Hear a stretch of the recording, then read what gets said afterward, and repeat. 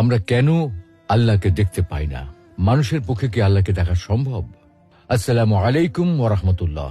প্রিয় দর্শক, আজকে আমরা আল্লাহকে কেন দেখা যায় না এবং মানুষের পক্ষে আল্লাহকে দেখা সম্ভব কি না এ বিষয়ে আল কোরআন, বিশুদ্ধ হাদিস এবং বিজ্ঞানের আলোকে বিস্তারিত আলোচনা করার চেষ্টা করব ইনশাআল্লাহ। প্রিয় দর্শক, আল্লাহ তাআলার দিদার প্রতিটি মুমিনের চির আকাঙ্ক্ষার বিষয়। সবাই আমরা সচক্ষে আল্লাহকে দেখতে চাই। নবী, রাসূল, আল্লাহ সকল প্রিয় বান্দা সকলেই নিজ চোখে আল্লাহকে দেখতে চায়।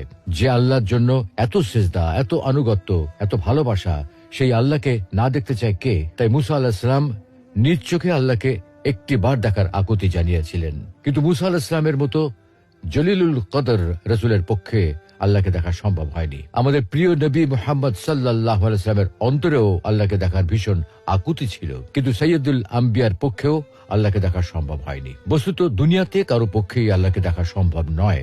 আল্লাহকে দেখা সম্ভব না হওয়ার কারণটা কি?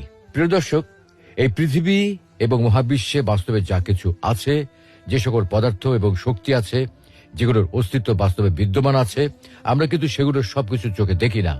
অথচ সেগুলো বাস্তব সত্য এবং সেগুলোর উপস্থিতির কারণে আমাদের শরীর ও জীবন নানাভাবে প্রভাবিত হয়। কিন্তু তারপরেও আমরা সেগুলো দেখতে পাই না, কারণ রিয়েলিটি বা বাস্তব জগৎ শুধুমাত্র আমাদের পঞ্চ ইন্দ্রিয়ের মধ্যে সীমাবদ্ধ নয়।